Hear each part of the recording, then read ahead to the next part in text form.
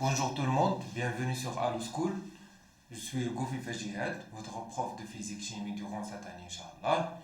Donc sur Allo School, cette année, on va voir des cours sous forme de PDF ou des slides comme ça, comme vous allez voir ici dans ce cours.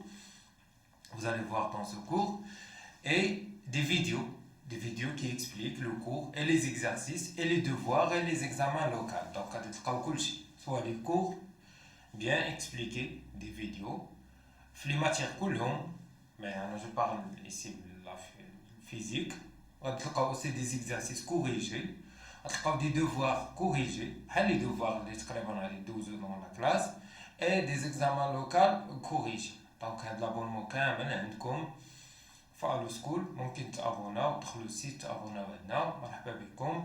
دونك بيانفوني. بالنسبه للابونمون راه سي 100 درهم انويل العام كله، يعني الكور ديال الدوره الاولى والدوره الثانيه بلي زيكزارسيس بلي زيكزامان بكلشي. Donc on commence. Donc notre premier chapitre c'est quelques matériaux au quotidien.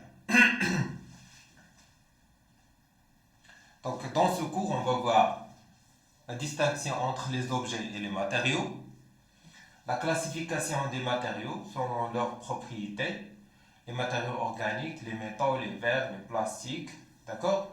Les caractéristiques des métaux et selon leurs propriétés, le test de reconnaissance des métaux et le test de reconnaissance des plastiques, et les types de plastique et les tests de flottabilité. Et finalement, on va voir des exercices d'application de ce cours. Donc on commence. Donc vous voyez dans cette image, il y a des objets. Il y a des objets comme la bicyclette, un stylo, drone, feuille d'arbre, des lunettes, trottinette, ça vient des objets. Donc ces objets sont constitués et fabriqués par des métaux, des matériaux. Les matériaux qui fabriquent les objets. Donc, d'abord on commence. C'est quoi la différence entre un objet et un matériau? D'accord? Donc, les objets qu'on trouve dans la vie quotidienne sont constitués de matériaux différents, caractérisés par l'abondance et la polyvalence. L'abondance, c'est-à-dire les objets très abondants, la polyvalence, il y a plusieurs objets, ça dépend de l'utilité de l'objet. Conçus dans des formes et des couleurs différentes, pour être utilisé dans différents domaines, dont le plus important est l'emballage. Donc, les objets, surtout utilisés pour l'emballage. L'emballage de quoi que ce soit. L'emballage d'un bimo, l'emballage d'un produit qui est l'emballage d'un, je sais pas, l'huile qui est donc, donc, on a l'emballage. L'emballage qui des matériaux. Par exemple, le lait, l'emballage dialo est différent de l'emballage dial un bimo est différent de l'emballage dial Coca-Cola par exemple. Donc il y a plusieurs types d'emballage, ça dépend des propriétés du matériau, le matériau et les objets qu'on va emballer. Donc quelle est la différence entre les objets et les matériaux? Comment peut-on classer les matériaux qui nous entourent? Donc voilà un tableau. Ici, on a des objets comme la chaise, fenêtre, une bouteille, les fils de connexion. Par exemple, pour la chaise, la plupart du temps, elle est fabriquée soit en bois, fer et du plastique. D'accord? Pour les fenêtres, elles sont constituées par le verre, l'aluminium et le bois. Parfois, on trouve seulement le verre et l'aluminium, parfois, on trouve seulement le verre et le bois. Mais en tout cas, c'est le verre, l'aluminium et le bois. Pour les bouteilles, soit en verre, soit en plastique. Et pour les fils de connexion, on a les deux, le cuivre et le plastique. Donc vous voyez ici, il y a des objets. Là, c'est les matériaux qui constituent les objets. Donc quelle est la différence entre un objet et un matériau? Un objet, il a une fonction précise. Il a une fonction. Par exemple, le stylo, c'est un objet. C'est un objet pourquoi? Pour écrire. Le tableau, c'est un objet. Pour écrire au-dessous. D'accord? La table, c'est un objet. La caméra, c'est un objet. La lampe, c'est un objet. Mais la lampe, elle est constituée par des matériaux. Par exemple, le verre. Le verre constitue la lampe. Donc, le verre, c'est un matériau. D'accord? Et la lampe, c'est un objet. Ok? Donc, un objet ou corps, bouteille, chaise, table, est fabriqué pour une fonction précise. Il a une fonction précise. Par exemple, on a une règle qui est constituée seulement en plastique. On ne peut pas dire que c'est un matériau, c'est un plastique. Non, c'est un objet, c'est la règle. La fonction de la règle, c'est pour tracer une ligne droite. D'accord? Donc, elle a une fonction. Donc, c'est un objet. Le stylo, il est constitué, par exemple, seulement en plastique. Donc, le stylo, c'est un objet. Même s'il est constitué seulement par une seule matière. C'est le plastique. D'accord? La lampe, c'est un objet. Elle a une fonction précise. Ok? Caméra, c'est un objet.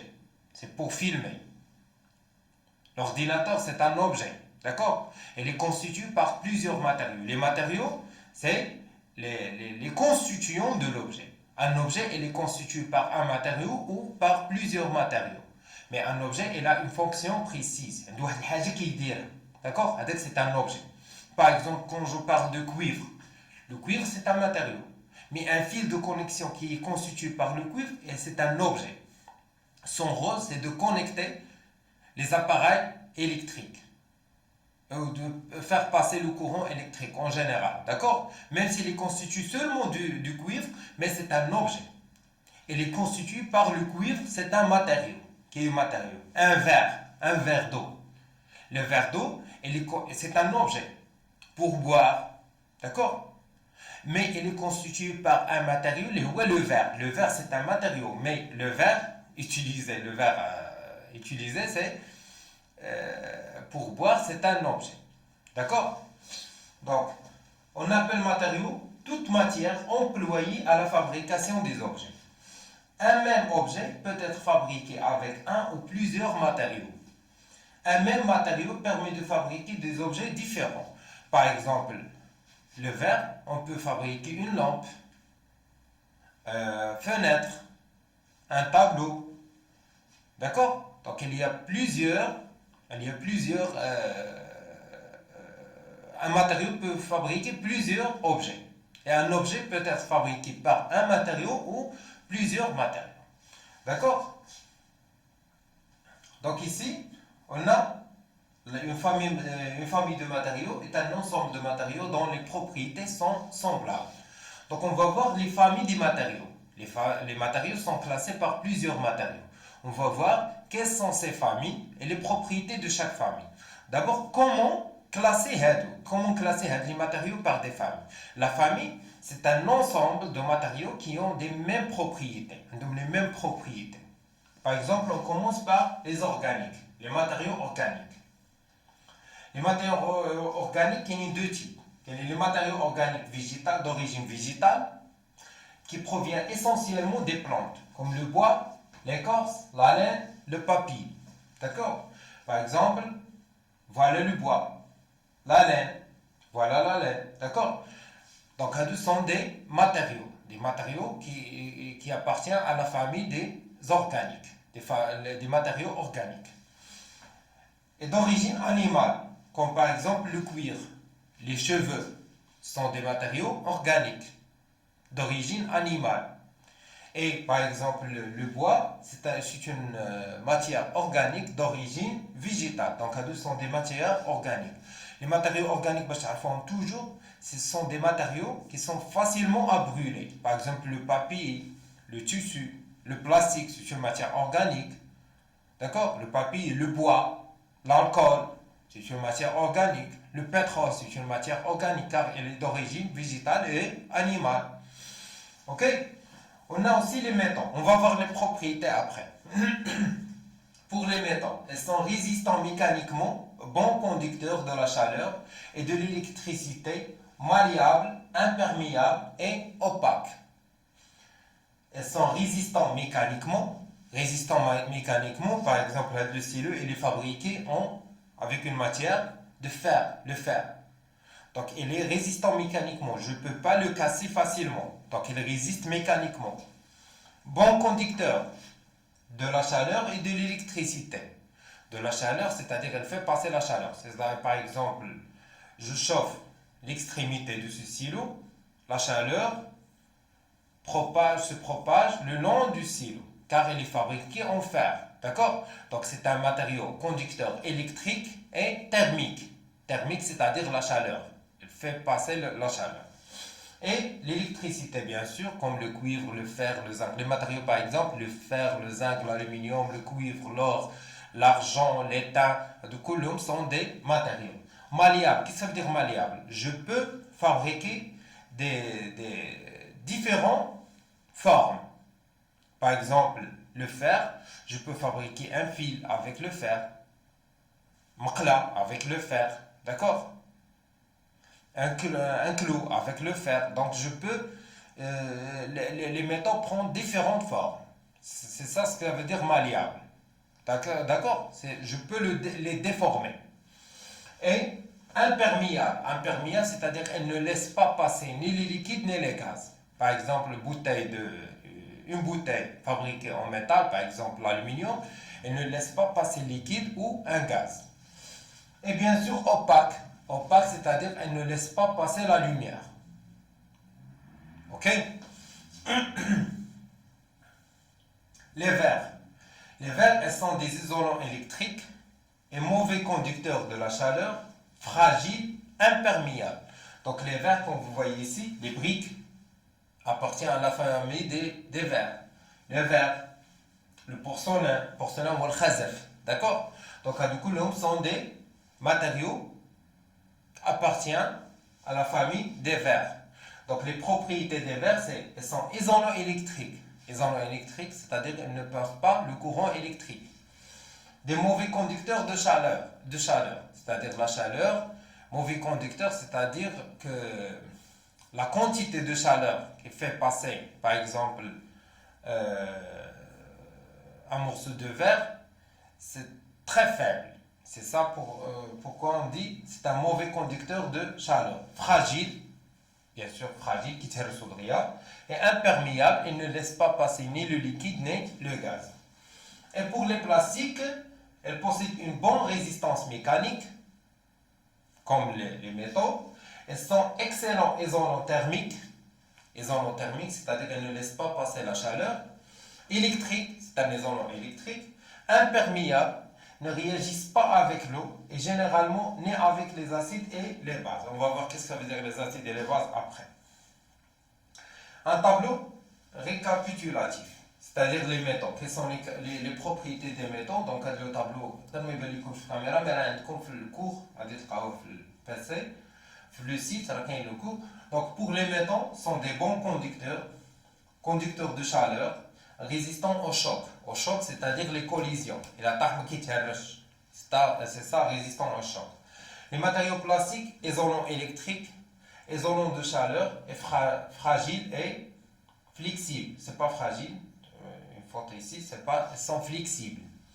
Et les verres sont isolants électriques, faibles conducteurs et chaleur, facilement cassables, c'est-à-dire qu'ils sont fragiles, facilement cassables.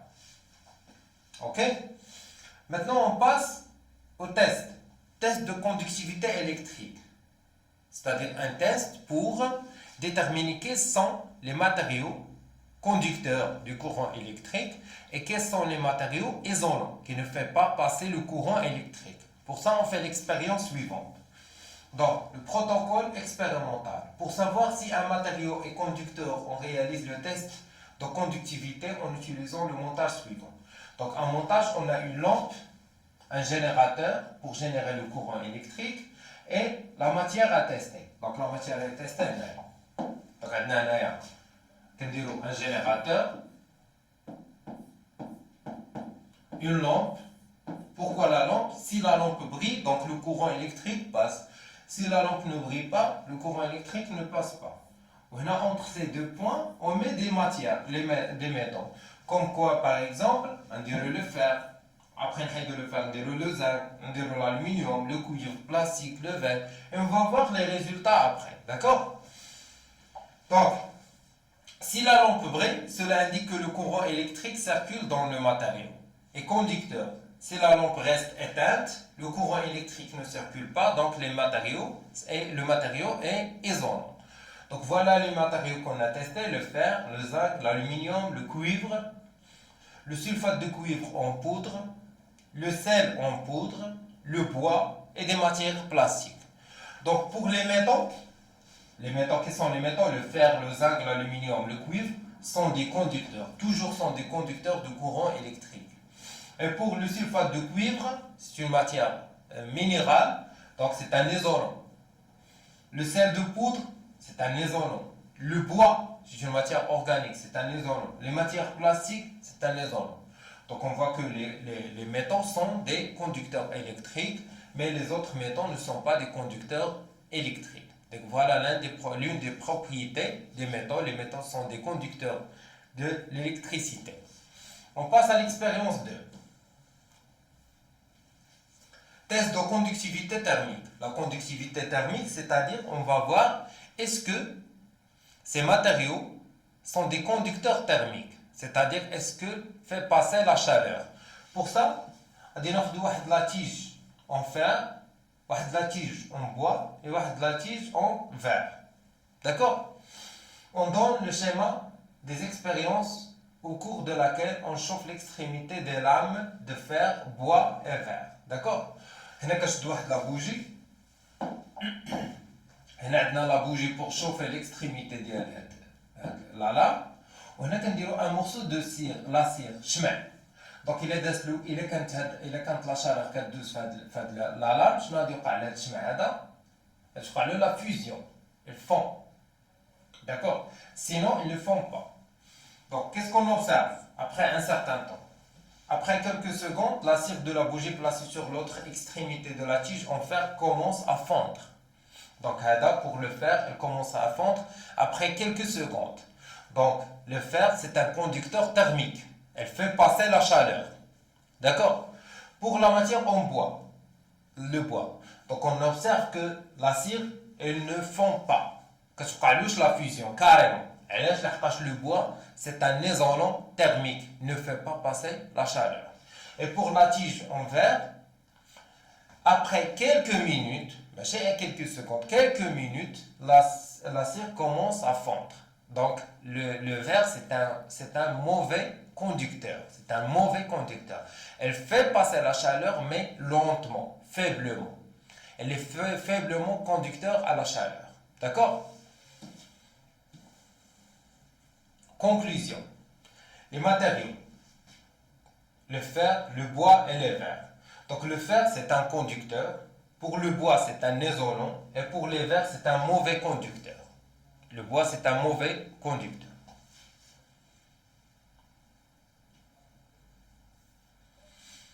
Les métaux les plus importants utilisés dans la vie quotidienne sont le fer, l'aluminium, le cuivre et le zinc. On peut reconnaître ces métaux par quelques tests simples. Le premier test, c'est le test de couleur. Le premier test possible est celui de la couleur du métal. La plupart des métaux sont gris. Ce test permet de distinguer le cuivre, qui est caractérisé par une couleur rouge brique, ou l'or qui est de couleur jaune. Donc, il y a maintenant un ensemble de matériaux.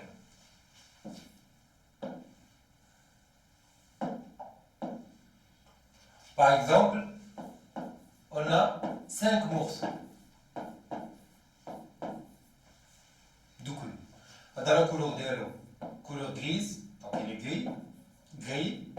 Dans la couleur rouge, brique, gris, et dans la couleur jaune. Donc facilement avec le test de couleur, on peut conclure que le matériau, par exemple 1, 2, 3, 4, 5. Par exemple, facilement, le 3 c'est quoi? 3, puisqu'il est rouge brique, donc c'est le cuivre. Sans passer par les autres tests. D'accord? Qui est jaune, par exemple, on parle ici des matériaux purs. Ce sont des matériaux purs, ne sont pas des alliages. Qu'est-ce que ça veut dire? C'est quoi la différence entre un corps pur et un alliage? Un alliage, c'est un mélange. Par exemple, le bronze, c'est un alliage entre deux métaux.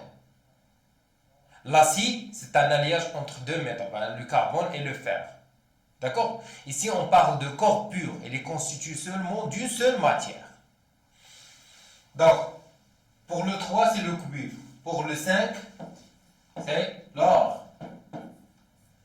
Et pour les autres, les trois autres, 1, 2 et 4, ont la même couleur. Une couleur grise. Donc, on ne peut pas distinguer entre ces objets seulement avec l'œil. Seulement avec le test de couleur. Donc, on doit passer par d'autres tests. Les autres tests, c'est quoi? C'est la masse volumique. On passe par la masse volumique ou la température de fusion. Je commence par la masse volumique. La masse volumique, c'est ρ égale à m sur v. Donc, on va mesurer la masse et mesurer le volume et on calcule la masse volumique. Pour la masse volumique, c'est une propriété fixe pour les objets. C'est-à-dire, par exemple, le fer, il a toujours la même masse volumique, il ne change pas. Le cuivre, il a toujours la même masse volumique. L'or, il a toujours la même masse volumique. Et là, l'or, c'est la masse volumique, à part 19,3 grammes par centimètre cube, donc ce n'est pas de l'or. D'accord? Il a toujours une masse volumique. Donc on calcule la masse volumique et après la masse volumique, on calcule la masse volumique, on peut déterminer quel est ce matériau. D'accord? Ou par la température de fusion. Qu'est-ce que ça veut dire la température de fusion? Quand on a un matériau, donc le moment où on calcule la température, le moment où on calcule la fusion, on calcule la température. Donc chaque matériau, il a une température de fusion bien déterminée, qui ne change pas. Toujours. Elle a la même température de fusion. Et chaque matériau, il a une température de fusion différente de l'autre. La température اللي كتوقع فيها الانصهار. مثلا الحديد تقريبا 1523 كتوقع له degrés Celsius كتوقع له la fusion. Tungstène 3000 degrés Celsius كتوقع له la fusion. Donc chaque matériau, il a une température de fusion.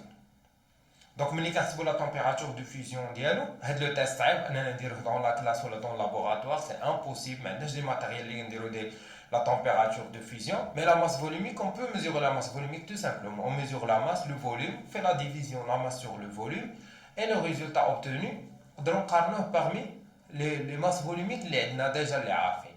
ونقدروا نحددوا داك l'objet c'est quoi. D'accord? Donc on commence par le test de couleur. D'accord? Test de la masse volumique, le test de la température de fusion. Mais avant la masse volumique et la température de fusion, il y a un test qui est très simple, c'est l'aimant, Mernates. Donc on sait que le fer est attiré par l'aimant. Le fer est attiré par l'aimant. Donc, faites les trois, par exemple, 1 est attiré par l'aimant. L'aimant, Mernates, j'arrête le Mernates. Donc pour 2 ou 4, donc on sait que 1 c'est le fer. Après 2 et 3, on va calculer 2 et 4, on va calculer la masse volumique et on va déterminer quel est ce matériau. D'accord? Donc voilà. On peut reconnaître ces métaux par quelques tests simples. Test de couleur. Le premier test possible est celui de la couleur du métal. La plupart des métaux sont gris. Ce test permet de distinguer le cuivre. Elle est caractérisée par une couleur rouge brique ou l'or qui est de couleur jaune. Le test à aimant. Le fer est attiré par l'aimant.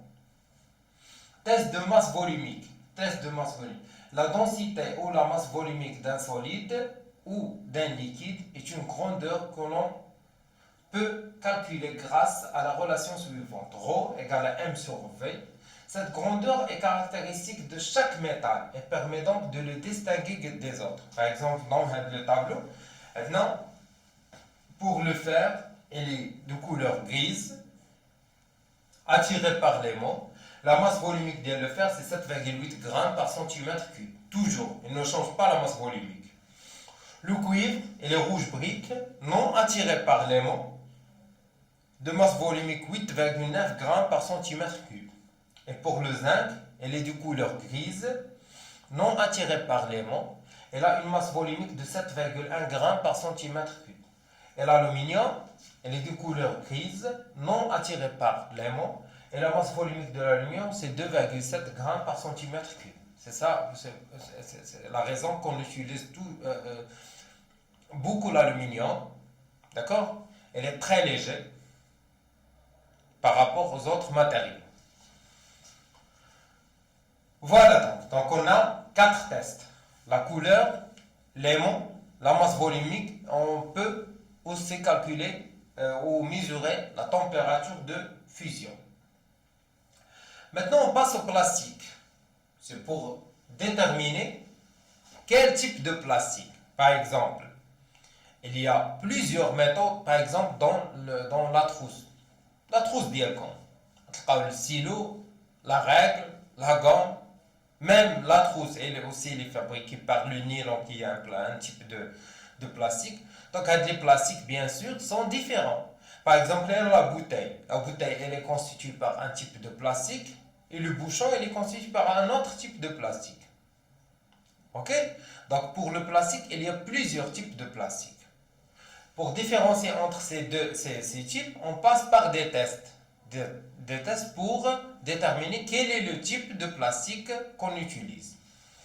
Donc, on trouve plusieurs types de plastique, mais le plus utilisable dans notre vie, c'est le polyéthylène, de symbole PE, polyéthylène, le polystyrène, PS, le polypropylène, PP, et le polychlorure de vinyle, PVC ou la PCV.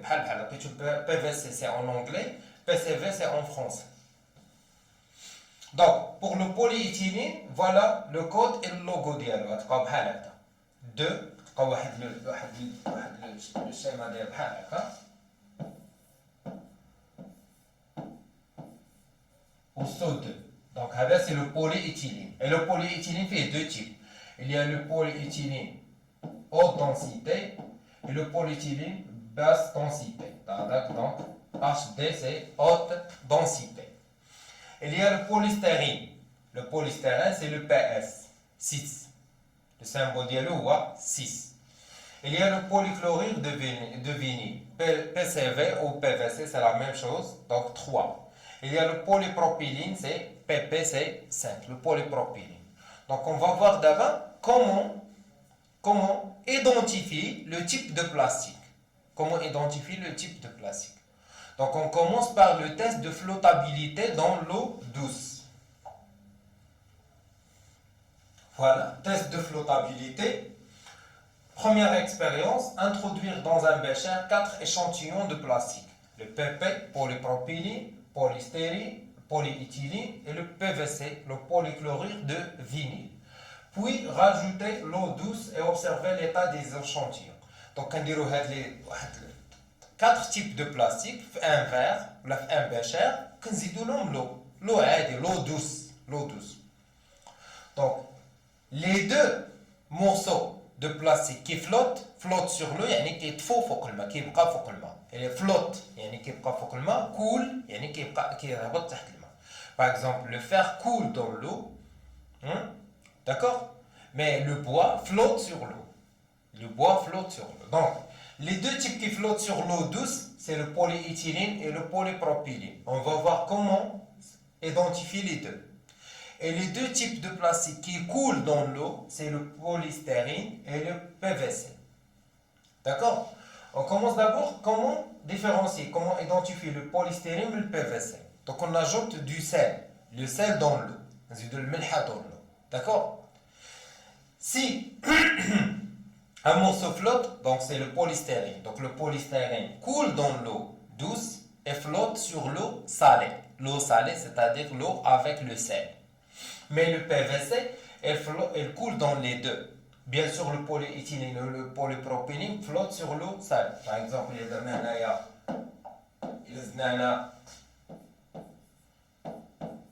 le polyéthylène et le PP, elle flotte aussi sur l'eau salée, bien sûr.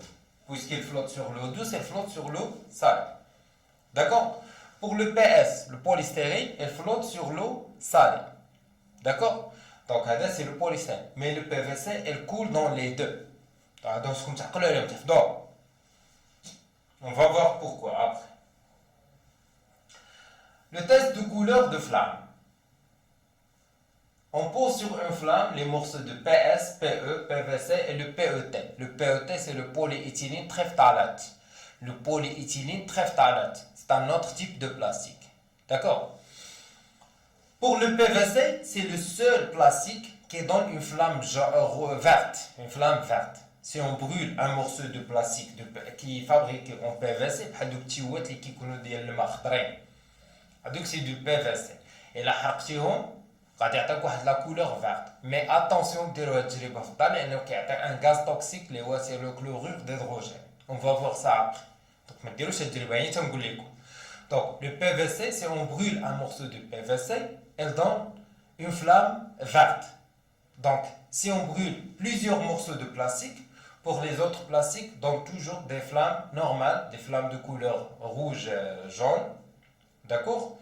Mais pour le PVC, il nous donne une flamme verte. Donc c'est le PVC. Avec le PVC, on voit une flamme verte. Avec le PS, PE, polyéthylène terephthalate, on voit une flamme de couleur normale, jaune. Test de dissolution dans l'acétone. Dissolution dans l'acétone. Donc l'acétone, c'est un liquide. Elle est utilisée comme dissolvant pour les vernis dans les donc dissolvant باش كيحيدوا البنات الصباغه من الطفال. داك سي دو لاسيتون. داكوغ. هاد لاسيتون الا درنا فيه ان مورسو دو بوليستيرين شنو كيدير؟ كيدوب فيه ما كيبقاش كيدوب كيولي بحال شي ليمون. دونك سي الا درنا دي مورسو دو بلاستيك لو سول مورسو اللي كيدوب في لاسيتون سي لو بوليستيرين. Donc, placez le morceau de plastique que vous supposez en PS, c'est-à-dire polystyrène, sur une soucoupe, puis on ajoute quelques gouttes d'acétone. Voilà la conclusion. Donc, la conclusion, oui, mais là, tu as dit, donc, on a une matière de plastique. On a des matières de plastique, plusieurs méthodes de plastique. D'accord? On a des morceaux de plastique, on a.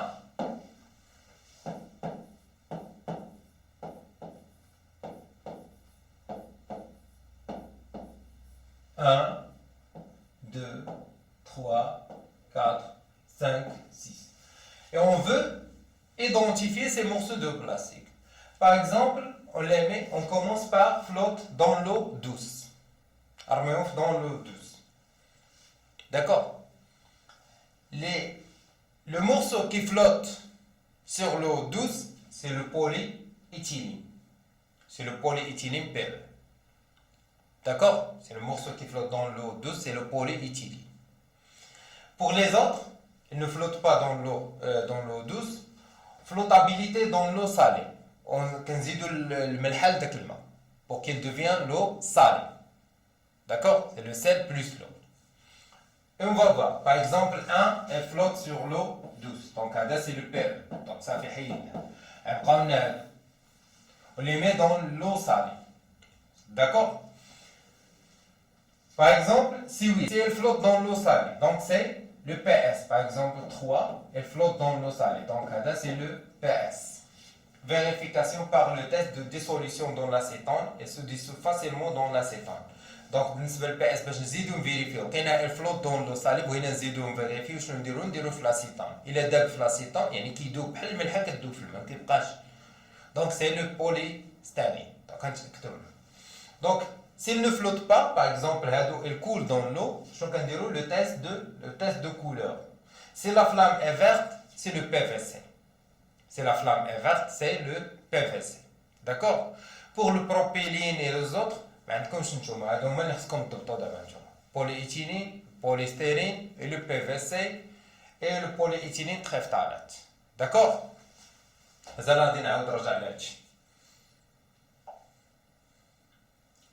Conclusion. Donc voilà la conclusion فيها واحد الخطاطة فيها الدرس كامل تقريبا. Donc les métaux. On commence par les métaux. Les métaux, donc dans les métaux, maintenant, le cuivre. Le cuivre c'est un bon conducteur. Il a une couleur rouge brille. L'aluminium, peu dense, c'est-à-dire fif, il est très léger. La masse volumique de c'est 2,7 grammes par centimètre cube, donc c'est très léger. Son oxyde, l'alumine, est étanche et le protège. On va voir ça après. Le chapitre 3, c'est l'oxydation des matériaux. Pour le zinc, gris, terme, malléable. Donc, elle est très malléable. D'accord? Elle est l'une des propriétés de chaque métal. Pour le plomb, le Pb, elle est très dense. Elle a une masse volumique très grande. Le plomb, rassas. D'accord? Du coup, nous sommes des conducteurs. Pour le graphite c'est un conducteur électrique. Graphite هو باش مصنوع ديك الماده اللي كاينه في قلم الرصاص هذاك راه سي با الرصاص هذاك سي le graphite. D'accord? Ce sont des atomes de carbone. Elle est à base de carbone. Donc le graphite mano, c'est un conducteur électrique. وفي les mêmes les atomes اللي كيكونوا le graphite وهما اللي كيكونوا par exemple الفاخر اللي هو le carbone هما اللي كيكونوا le diamant. Le diamant il est constitué par des atomes de carbone. Mais la différence entre le graphite et le diamant, c'est la façon où les atomes sont liés entre eux. D'accord? Pour le diamant, c'est un isolant. Il appartient à la famille des verres. D'accord? Il appartient à la famille des verres. Et c'est un isolant électrique. Pour les métals, détermination de la couleur.